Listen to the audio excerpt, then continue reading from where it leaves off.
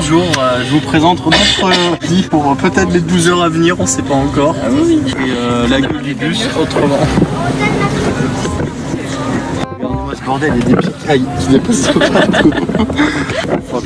Regardez, j'ai la tête contre le mur de l'autre côté, regardez, il n'y a aucune place. Je veux tendre mes jambes. Voilà. Un bilan, c'était pas si terrible. Non, on a bien dormi. Finalement.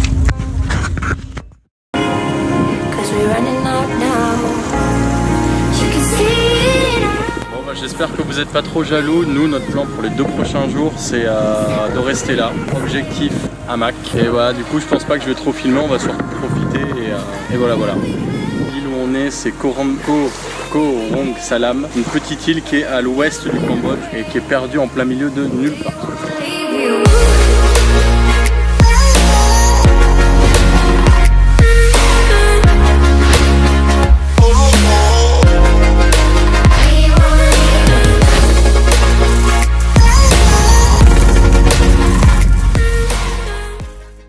Je me filme. Ah, attendez, on est dans un décor paradisiaque quoi. Et puis bon, il faut quand même la petite scène kéké. Augustin aime beaucoup faire ces petites performances. Hein? C'est mon plan ou c'est le tien? C'est le mien. Allez, vous êtes prêts? Non, je passe dans l'autre sens. Mais non. What? Je vais mettre dans mon dos. Ah.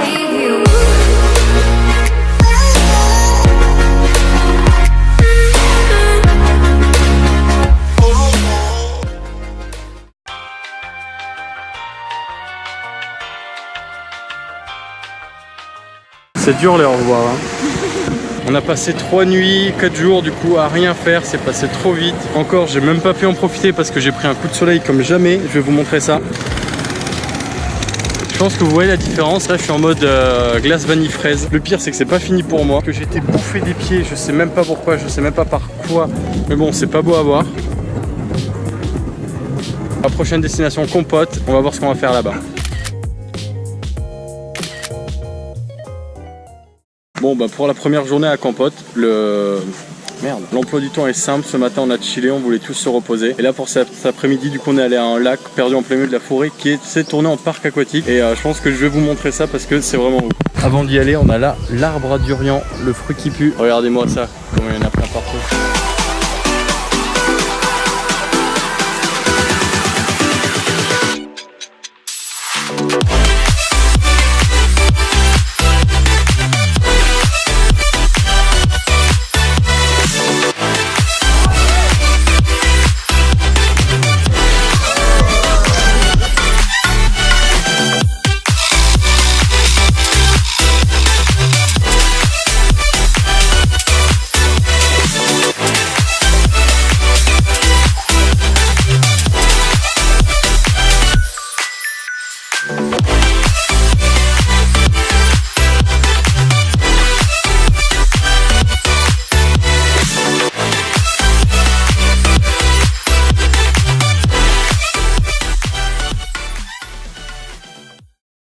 Deuxième journée à Compote. Aujourd'hui, on a loué des scooters. Ils sont pourris, mais pourris, j'ai jamais vu ça. Mais bref, le but c'est d'aller à la plantation de poivre. Ils ont un des meilleurs poivres du monde et c'est ça qui est intéressant de voir. Après, on verra aussi les salières, donc ça va être une journée très épicée. Après, on ira goûter leur crabe au poivre qui est vraiment la spécialité d'ici. Et on rentrera ensuite sur la capitale, Phnom Penh, ce soir.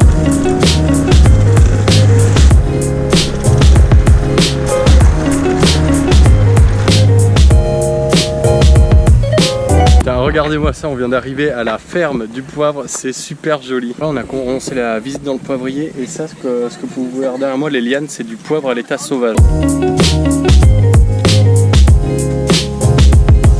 Oh, regardez-moi ce chien de garde là, il est vaillant, mange de l'herbe. Alors les cactus que vous pouvez voir, c'est ça qui donne les fruits du dragon en fait. Et qu'est-ce que tu fais? Macris, j'ai pas le droit de venir là. Tous ceux qui se demandent comment poussent les ananas, ils poussent sous ça. Tu m'arrêtes? Il m'attaque. Voilà, donc ça c'est un plant d'ananas.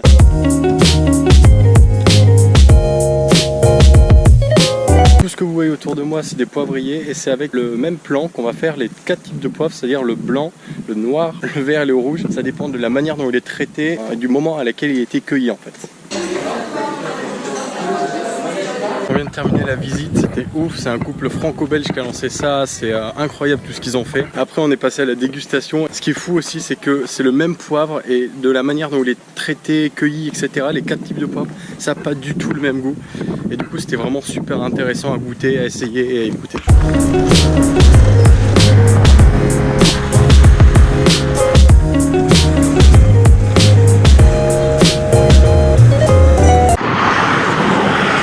$1 la bouteille de Pepsi d'essence. Ça, c'est bon marché ici. Attends, on vient de s'arrêter pour une panne et ça, putain, on voit même pas en plus. C'est ce qui servait de chaîne. C'est un délire. Non mais c'est pas possible. Obligé de faire une pause à cause de la panne et là, je viens de découvrir que je fais une allergie ou que la brûlure au soleil continue. Mon corps ne ressemble à plus rien. Non mais regardez ça, ce n'est pas de la sueur. Ceci est des boutons.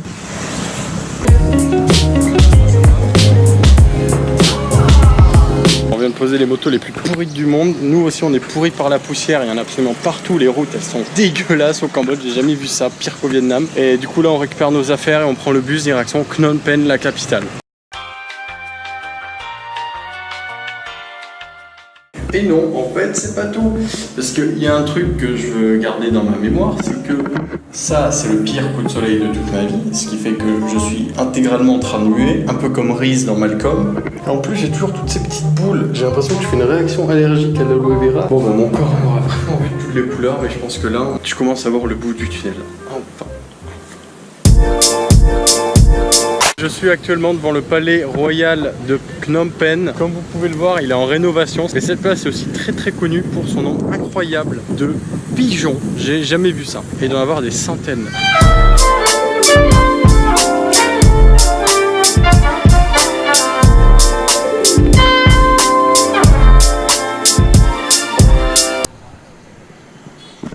Oh, ça c'était le jardin royal, il est super beau mais on n'aura pas le temps de le visiter. Ce qu'on va préférer faire aujourd'hui, c'est d'aller voir les Killing Fields et le musée 21 qui retrace l'histoire de la guerre civile cambodgienne du coup, qui a vraiment scindé le pays en deux. Donc ça a vraiment l'air intéressant et c'est ce qu'on va faire aujourd'hui.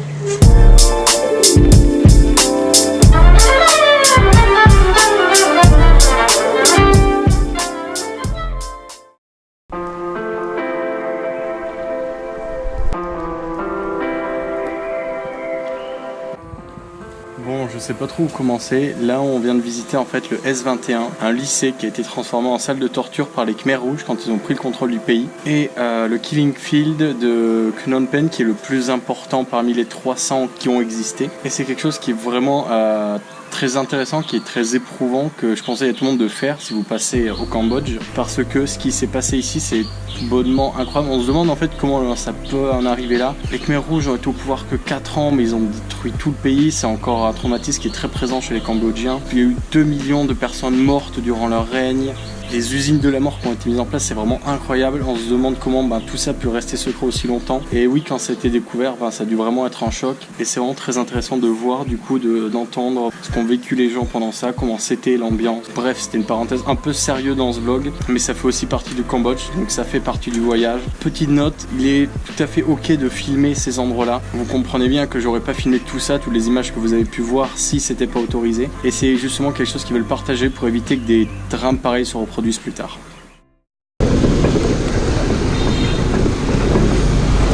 Alors on vient d'arriver au marché de Phnom Penh et c'est vraiment super mignon parce que comme vous pouvez le voir, le restaurant tu manges par terre.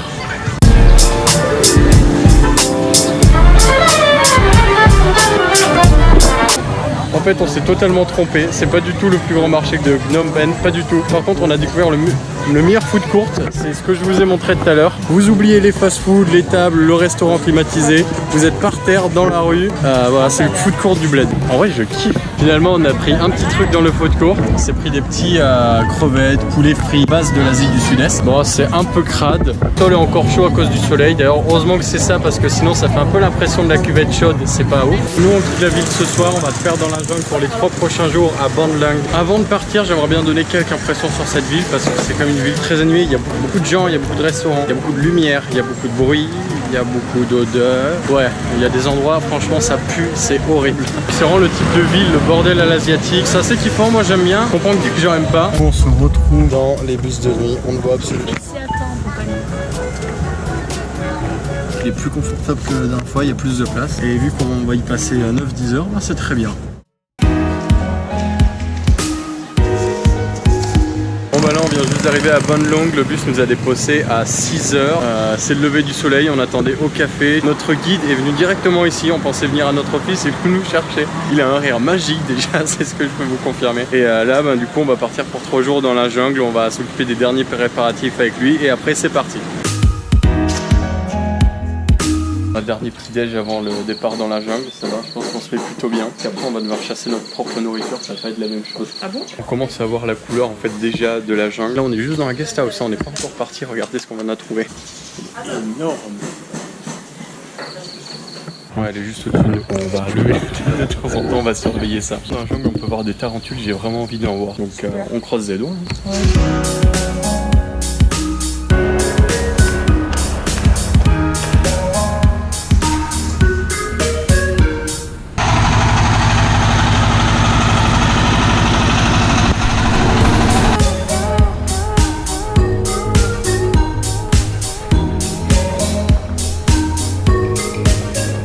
Bienvenue au Bled Ali. Bah, après 1 heure de moto, dizaine de minutes de bateau, on vient d'arriver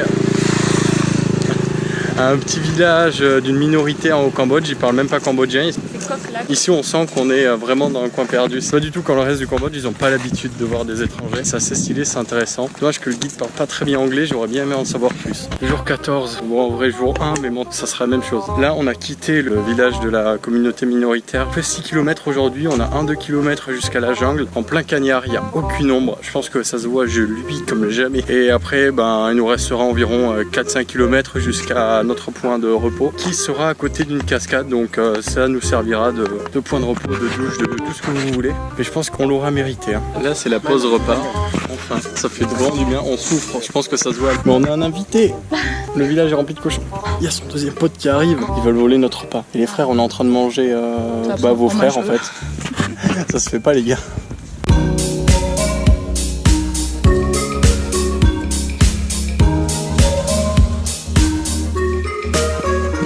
J'ai enfin découvert un des mystères de mon corps, les bulles blanches que j'ai en fait, c'est comme ma peau elle a fondu à cause du coup de soleil, ben, la transpiration passe pas à travers et c'est ce que j'ai du coup des bulles de chaleur. Ah non, j'ai une araignée.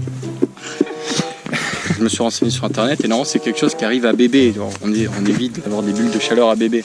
Et bon, maintenant oui. Mais ouais, du coup ça me rassure et c'est assez satisfaisant à éclater en fait. Ouais, ce vlog il est pas pour les âmes sensibles.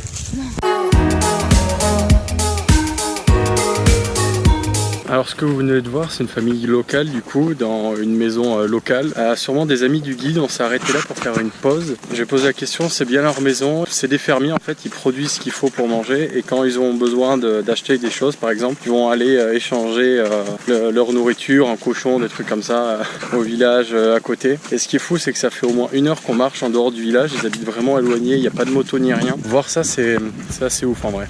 On vient de récupérer les sacs qu'on nous avait gentiment apportés en moto. Là, on va direction les waterfalls. On en a encore pour 3 heures avec ce genre de sac là. Ça qui fait la moitié de la taille d'Alicia actuellement.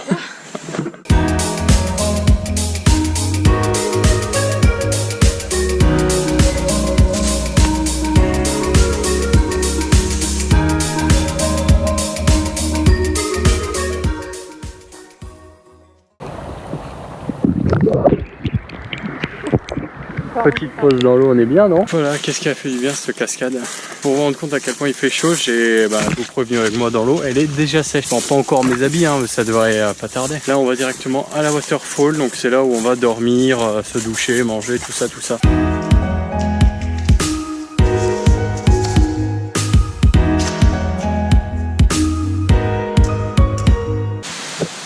Si vous entendez ce bruit, bah pour nous c'est le bruit de la délivrance. Oh, on va enfin pouvoir se laver. Apparemment c'est froid. Et je vous montrerai le camp juste après. Il est, on va dire, en construction encore. Si je le montre fini, c'est quand même un peu mieux.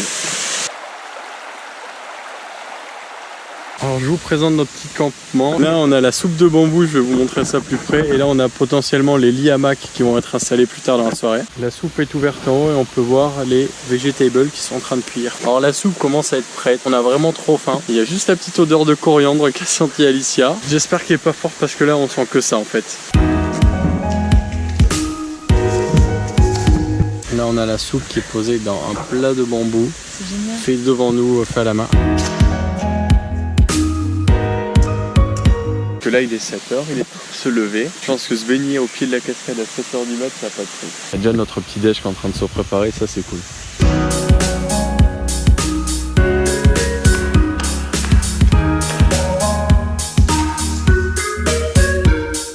L'eau chaude que je vous ai montré juste avant, c'était pour faire du café, du bamboo coffee. J'ai totalement oublié de montrer l'endroit où on a dormi. En fait, ils sont en train de ranger la bâche qui était sur ce chapiteau. On a dormi dans des hamacs, il y a des couvertures dedans. Comme vous pouvez voir, la moustiquaire est retenue juste au-dessus avec des bâtons, ce qui fait qu'elle te tombe pas sur la gueule et que c'est plutôt agréable à dormir. Je me suis endormi d'une traite. Faut avouer que c'est quand même vachement bien fait comme truc. Ah, le petit déj, c'est de la frappe. C'est des petites nouilles, ils nous ont installé la bâche en rocher, ce qui fait qu'on a la vue sur le lac cascade. La cascade contre le lac. Je me demandais comment on se rechargeait en eau et la réponse est faite. Ils ont pris de l'eau de la rivière, ils l'ont mis à bouillir dans le bambou, ils ont rajouté du thé dedans, ce qui fait qu'on a 1,5 litre de thé pour toute la journée. Parce que bon, hier j'ai bu 4 litres d'eau, je me demandais comment j'allais faire aujourd'hui. Bon bah, on a eu notre réponse.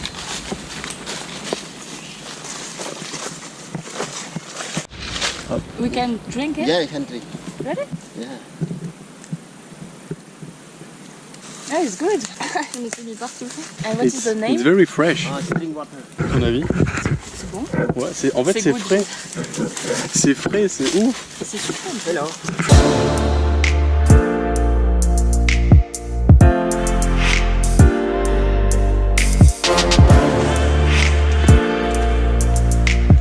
Alors apparemment les villageois du coin brûlent les vieux arbres pour les faire tomber volontairement pour éviter qu'ils tombent lorsqu'ils marchent, etc. Parce que quand vous voyez la taille des arbres là-bas, 30 mètres, c'est vrai que si ça tombe et que t'es pas loin, ça peut être plutôt dangereux. Ah, waouh. Putain, je voulais le bruit des oiseaux. Ah ouais, c'est bon. Tu me rajoutes du montage. Il y a un truc qui est intéressant dans cette forêt, c'est que si vous regardez le sol, on dirait vraiment que c'est l'automne. Si vous levez la tête, vous avez l'impression d'être en plein printemps-été. Parce qu'ici, ils ont que 2 saisons, la saison sèche et la saison humide. Et du coup, les arbres se renouvellent en permanence. La forêt a vraiment 2 couleurs, verte et marron. C'était le professeur Jamy. Le moment escalade au naturel.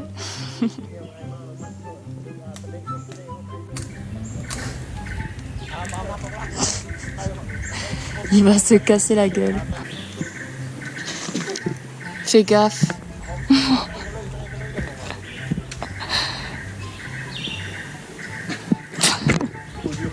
Ah, j'avais une bâche sur sur l'épaule. Oh, c'est dégueulasse.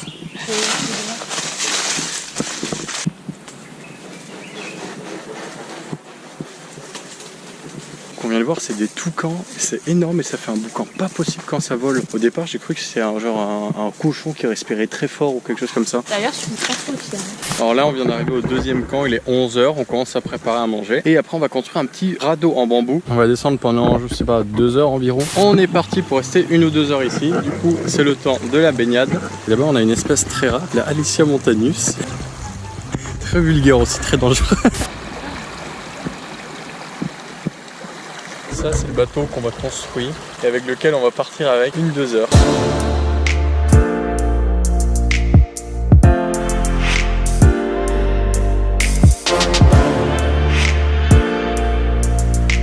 Pour la petite histoire, les radeaux de bambou sont utilisés par les villageois quand ils vont chercher en fait des ressources dans la forêt, que ce soit du bois, des racines, des épices, des fruits, quoi que ce soit. Pour revenir au village, comme ça prend beaucoup de temps de se tracer un chemin en fait dans la forêt, souvent plus rapide et moins fatigant aussi de construire un radeau de bambou et de faire le retour dessus. Bon le radeau est fini.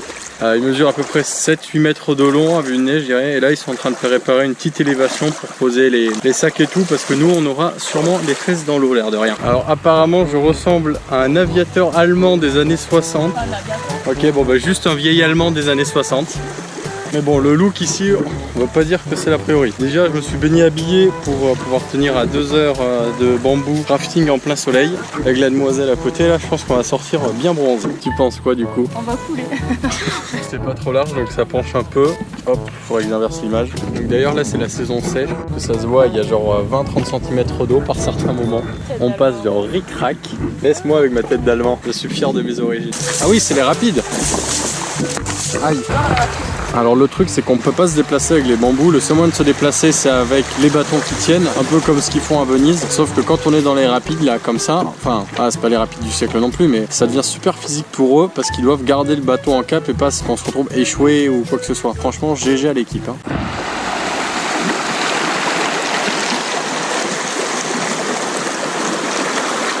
Oh putain.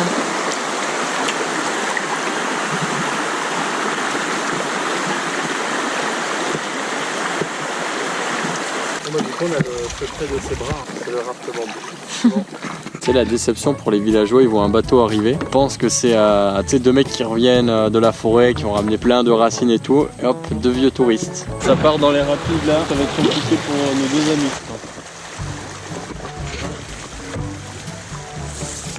Ah putain, mais moi je vois pas où je suis en fait.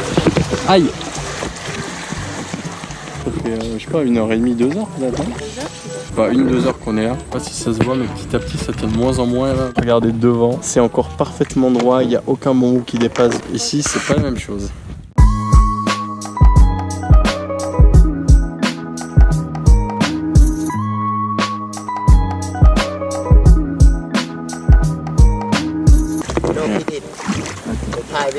Ah ok. Il les mange pendant la saison des pluies. Vous pouvez voir là, c'est un buffalo d'eau. Ouais, il est petit, j'espère pas tomber sur sa maman. Mais ils en élèvent des troupeaux entiers et c'est impressionnant de voir une cinquantaine de bêtes comme ça, pas toucher dans l'eau, genre tranquille.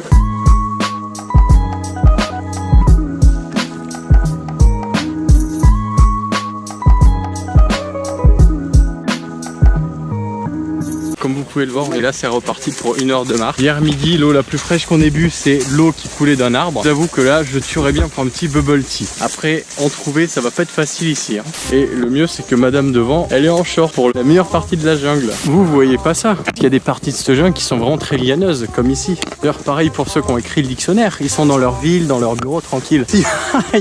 S'ils vivaient ici, ils sauraient qu'il faudrait inventer des mots comme ça. On va peut-être y aller un à la fois. On dirait qu'il y a eu un feu là-bas. Et du coup, c'est absolument impossible de se déplacer tout autour. Du coup, c'est parti pour faire les équilibristes. Ah. Je sais pas si vous voyez, mais on est à 50 cm du sol là. Oh, bah là, on est sorti de la jungle, je pense que ça se voit. Et on peut voir aussi les problèmes de la déforestation qu'il y a ici. Il me semble que c'est quand même un parc national, mais on a pu voir même des arbres coupés à l'intérieur de la jungle, en plein milieu. Je sais même pas comment ils récupèrent ce bois ensuite, mais ça semble être quand même un problème qui devient de plus en plus important ici. Ils ont aussi des bébés cochons tout petits. Cas où si la mer. Oh non! Oh, il a eu trop peur. Désolé, cochon. Take a bath in toilet. We can? En ce moment, comme vous pouvez l'entendre, on n'est pas dans le poulailler, on est dans les toilettes douches du homestay. On dort chez l'habitant ce soir et on se baigne avec des sauces sur la tête. On va faire local. Bon bah allez, c'est parti. C'est plus froid que je le pensais. Aujourd'hui, alors comme vous pouvez le voir, on est dans le homestay. On vient d'arriver dans le homestay, on va dormir chez l'habitant, c'est ce qu'on va faire pour ce soir. Ici, ils ont le jardin où on pensait naïvement que c'était pour se substanter. Ce sont des plants de tabac. Il y a une chose que je dois vous montrer, c'est de l'alcool de riz fait maison et c'est super fort, c'est un délire. Ça se voit avec la super longue paille qui est à côté. Ouais.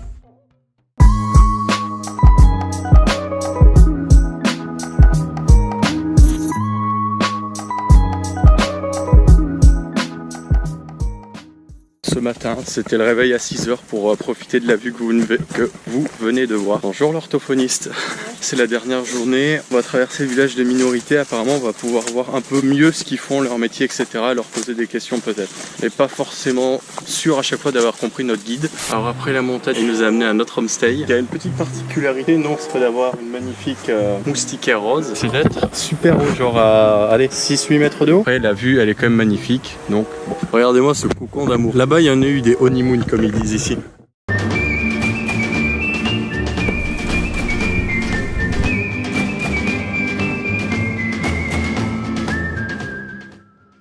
Petit aparté, comment on fait pour survivre 3 jours avec les mêmes bouteilles d'eau dans la jungle? Pour ceux qui ont les rêves, on suit la technique de Birch Grice. Ma prononciation est dégueulasse. L'espèce de zigzag que vous pouvez voir, c'est des traces de serpents. Apparemment, ils sont dangereux aussi ici, mais bon, j'aimerais bien voir un petit vert, un petit rouge, un truc bien tropical. ça c'est bon. Hein. Du coup on a bien traversé la rivière pour voir un petit village où les habitants, comme vous avez pu le voir, nous ont offert un peu de leur récolte de riz fait maison. Il y a tout le monde qui nous regarde, surtout comment ils nous fixent. Ouais, c'est un peu bizarre. Après c'est quand même assez ouf à voir et à vivre, de voir que leur possession c'est leur maison, 3 cochons et voilà quoi. Donc ça c'est l'école du village. Donc là on a la library, on a la petite photo de classe. Ça c'est une deuxième école. Elles sont plus ou moins construites sur le même modèle, mais celle-là est beaucoup plus clean. Et même le petit terrain de volley, ça doit être sympa les jours de cours. Ce village est rempli de poules, de chiens, d'énormes cochons. C'est bon ça. Oh là là. La question c'est est-ce qu'on va mourir? Ah oui. Oui, ils font ça tout le temps. C'est des malades. Enfin, après le repas, on refait la même chose mais avec les sacs maintenant.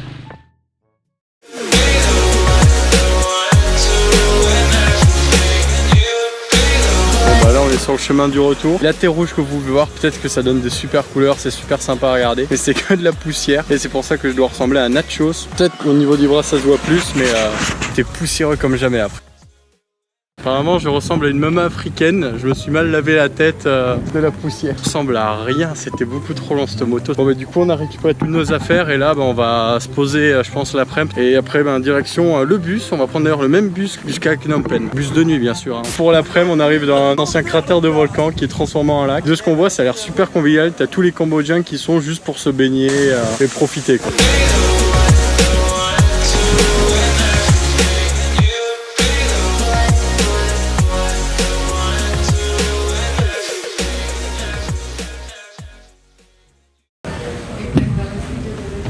Non mais cette vie, on s'est caillé toute la nuit dans le bus de nuit, moi j'ai dormi mal comme jamais, je préférais les hamacs. Là on arrive pour se faire le visa pour le Vietnam, parce qu'on y reste que 5 jours finalement, et pour l'avoir dans la même journée, 60 $, ça pique. Hein.